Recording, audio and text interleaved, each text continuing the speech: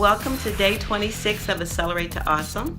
My name is Etrulia Troy Lee, and I'm the CEO and founder of Women Enlightened and Economically Empowered, where we help women to create their best life by helping them to flourish in mind, body, and assets. So today we're going to talk a little bit about affirmations. Some of you may be familiar with affirmations, but it's certainly a tool that I also use as I'm going to create my best life, to make sure I stay motivated and to make sure I have the mental capacity to keep doing what I'm doing. Because ladies and gentlemen, if you're watching, the battle really is in the mind. And we get so many negative messages in our mind every day that it is incumbent upon us to make an intentional effort to feed our mind with good messages about what it is we want to do and who we are. So affirmations are different than limiting beliefs, because a belief is something that you could hold that's holding you back, and you need to replace that limiting belief with a new belief. Affirmations are simply positive statements that you want to make sure that your mind is dwelling on, so it's not dwelling on anything negative. So one of the rules of affirmations is that we always write them in a positive way. So for an example, if your goal was to eat less sugar, you wouldn't say, I don't eat sugar, or I don't want sugar. You would say something like, I eat sugar rarely. That's a positive thing. You would say something like, my body is sugar free.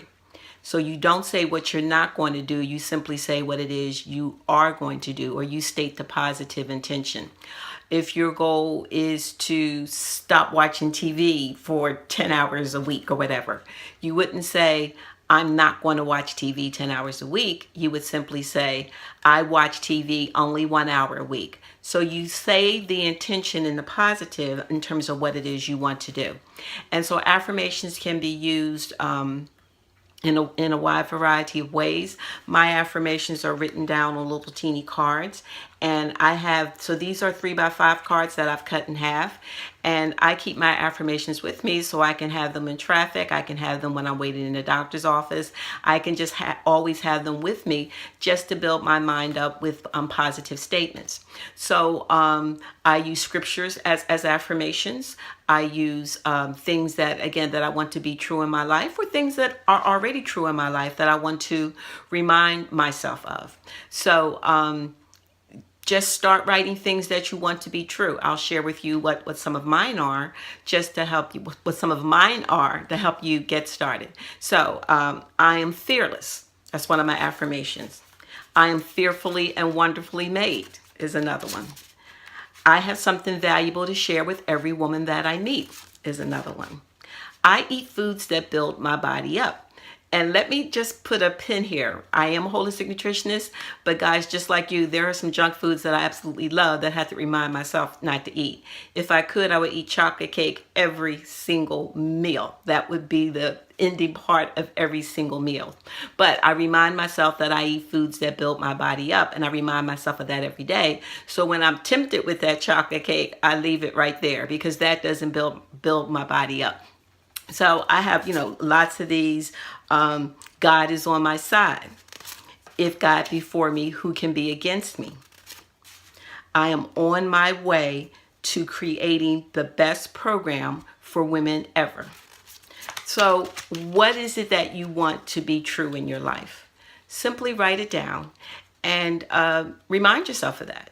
Just keep that affirmation in your mind. Keep it with you. Some people believe you should do affirmations first thing in the morning upon awakening. Some people say you should do them every night. They should be the last thing in your mind.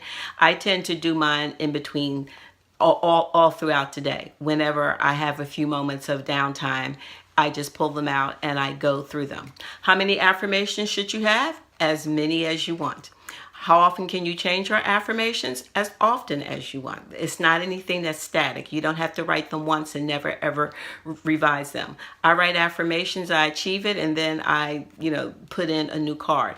Or I'll hear a great saying and I'll want to put that in my affirmation statement. So again, another tool to keep you positive, to keep you moving forward, to help you on your journey to creating your best life.